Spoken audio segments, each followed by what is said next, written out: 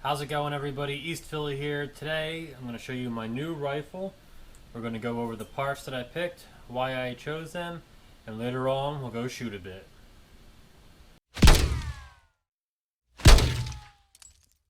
To many of you, this will look a little strange as a rifle, even to some of the people who have been in the firearms world for a little while.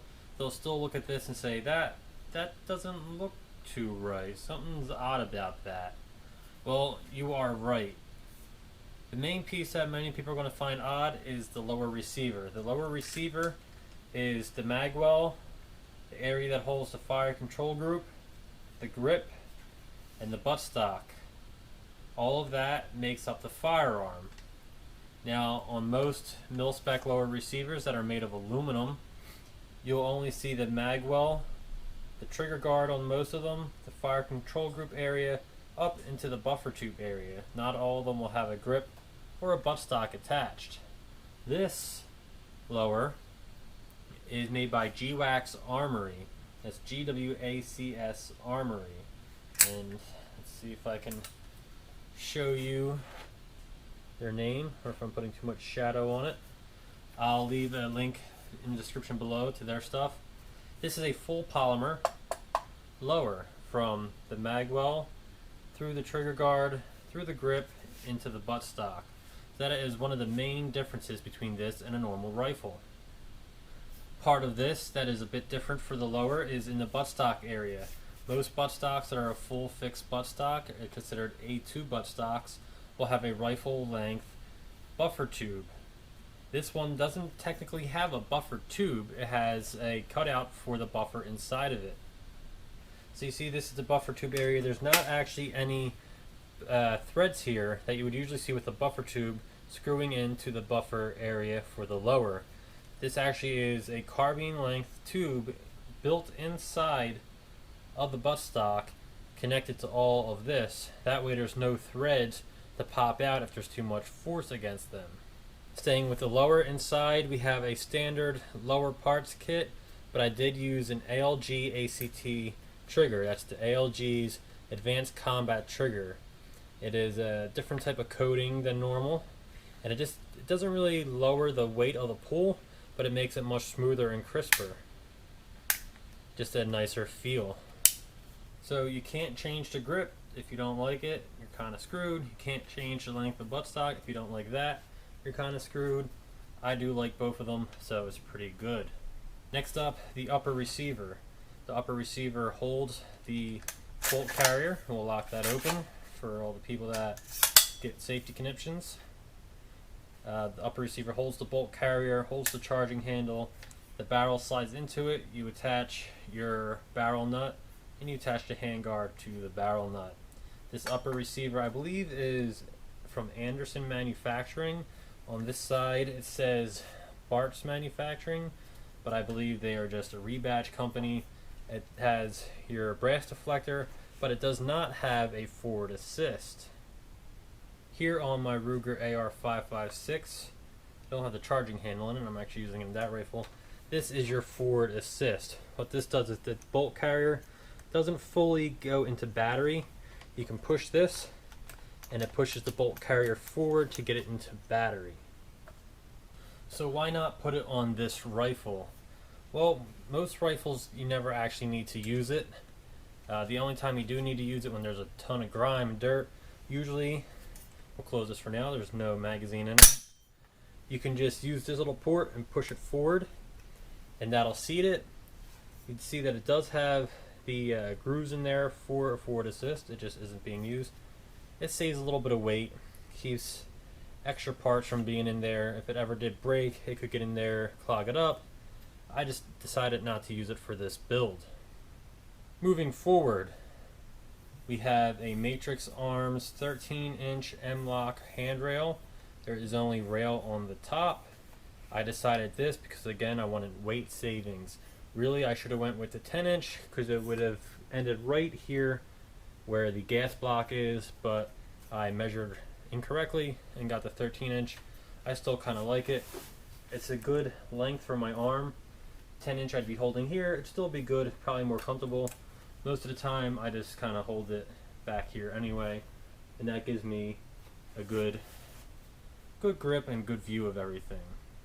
Under the hand grip, pretty much the reason I built this gun was because I saw a Q&A on InRange TV, I'll leave them in the description below as well, with Faxon barrel manufacturing. Faxon does a lot of things with their barrels in terms of profile and in terms of coating. This coat, you can't really see it in there, is nitride coated, and what that is, they take the base steel and they put it through a process. I'm not going to even try to talk to you about the process because I don't understand it that well or name it correctly. It's a nitriding process, and it pretty much makes the steel extra hard. So when you have good rifling on the inside and you make it extra hard, it makes it longer to wear down for the rifling and gives you better accuracy for a longer time. In terms of profiles, what that means is the shape of the barrel. This one is very thin at the tip and a little bit thicker closer to the chamber. Now I could have saved an extra ounce or two and gone pencil profile, that's what this is called, pencil profile directly across, but since I plan on running a suppressor on this every now and then, I wanted a bit thicker up here to kind of reduce the flex. Right now we have a standard charging handle with an extended latch that I bought from Brownells, I believe. That'll be getting changed out at some point, not sure what I want to put there. I have this Vortex Spitfire 1X. It's a great prism scope. It's with an etched reticle, so even if the battery isn't on, I can see the reticle. I like that a lot. That's not staying on this. I'm mostly going to a HoloSun ACSS sight, red dot type of thing. That's going to reduce the weight a bit too. Plus I want to try out that new reticle. And then on the end, I have a standard birdcage flash hider.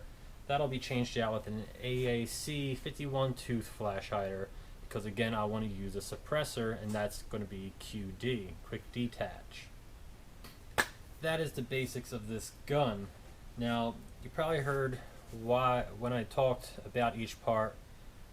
The main reason I built this was just to have a nice lightweight gun, and that's what this is. It's a polymer lower, lightweight handguard, lighter top. The bolt carrier is just a normal bolt carrier. I'm not going to go lightweight on that, 'cause if you go lightweight on that, you want to go lightweight on the buffer, and then you want to get an adjustable gas block, and that's going to start raising the price up probably a couple $100s. Is I built this a light-ish rifle. I think I got it down to $680. I could have saved an extra $50 if I would have waited for a sale and got a different nitride bolt carrier. I got that nitride as well. And if I would have waited, Faxon had a sale, I would have got an extra 10% off the barrel. That would have saved me $20. And if I didn't mess up when I was buying my lower parts kit, probably would have saved $5. So what's that? $55 altogether. Probably could have had a full rifle for about $625. But I'm not too worried about that right now. So a light rifle for pretty inexpensive compared to most custom built rifles. Now on the market you can get a lot of rifles for anywhere from like $450 up to $1,800 depending on the parts you pick or the rifle you buy outright.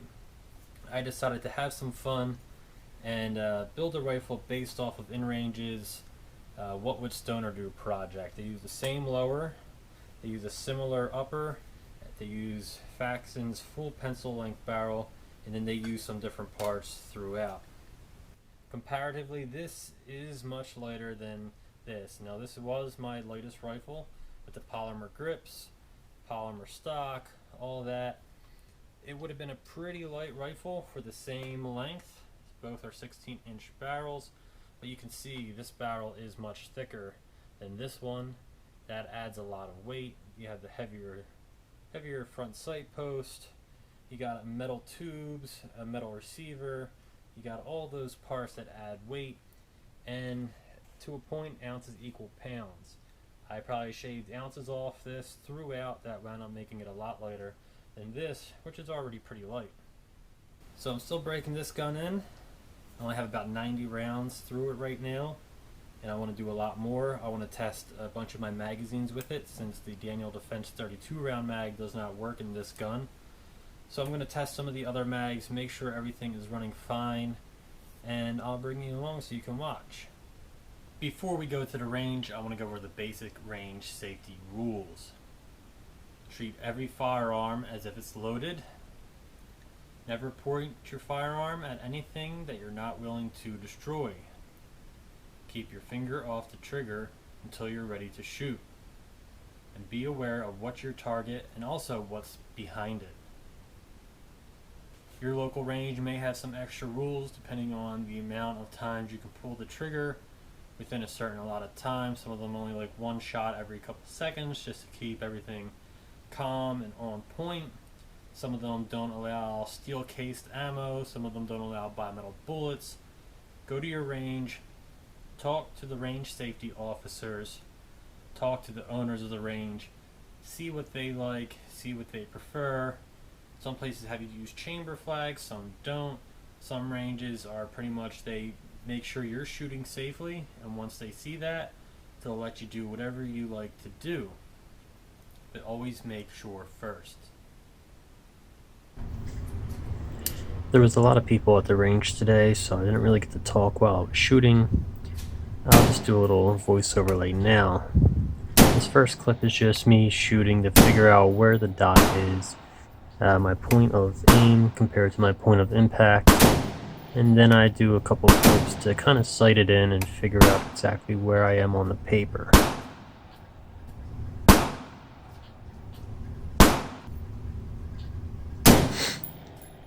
The second group is pretty much just confirming where it is, getting the tightness of it in directly on point, and figuring out what I want to do.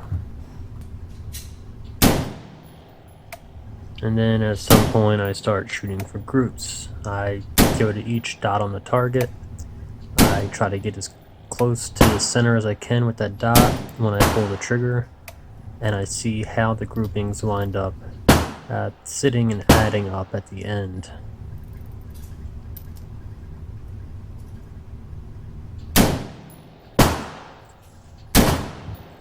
It can take a little bit of time to sight everything in. I first accidentally started putting my point of impact more to the right when I should have been going left, but it didn't really wind up working that way, and I had to move it back a little bit too far left, and then I had to move it back to the right just to get everything centered.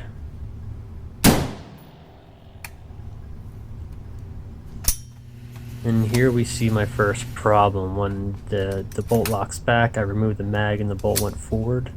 So for some reason the bolt didn't lock back correctly with that magazine. And here on the right you can see me sighting it in, and then on the left is me finally getting it sighted in and shooting for groups. Then I start testing the different magazines. If you look on the left, I've already gone through the tan PMag, the tan Lancer, and a black Gen 2 Hex mag. So I figure I'll shoot in some slow-mo and see how that looks. Kind of just get a different view of what's going on.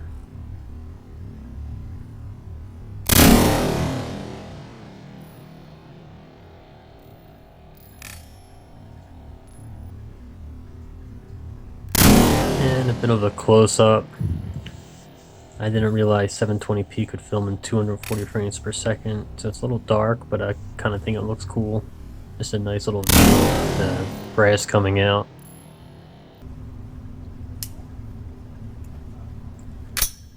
Now I start getting into a little bit more of what I call reactive shooting. I pick up, obtain my sight picture, and I fire 2 shots at the target. A little bit more slow-mo fun. I gotta work on picking it up, obtaining the sight picture, and shooting from there. This is something you can actually practice away from the range. Just don't put any ammo in the gun. Pick the gun up to your shoulder, obtain your sight picture, and make sure it's on point. And here you can see my results. Bottom right is sighting it in. Bottom left is my first group. And I moved the camera. The brand is where I was shooting next. Center target was my last group of 15. The top two were me picking up and doing double taps. And you can see here I was not very happy about one flyer. Next up we used the Orange Man. This one I'm going to do the El Presidente drill. What that is similar to the double tap. I'm going to pick up, obtain my sight picture on the chest, double tap to the chest, and move on to the head. Here you can see my slight shift of aim when I go from the chest to the head. This is also called the body armor drill. If you shoot twice and the person will fall down, they most likely have body armor, so you do one to the head to neutralize the threat. And then with this 60 round Surefire magazine, just do a little 10 round burst.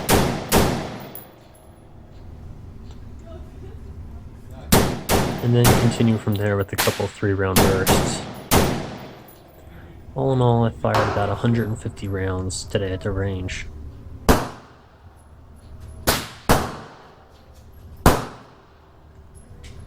And here's the results of the body armor drill. 2 to the chest, 1 to the head. And I didn't really like that I had 1 on his left arm. It's kind of moved over too far from center.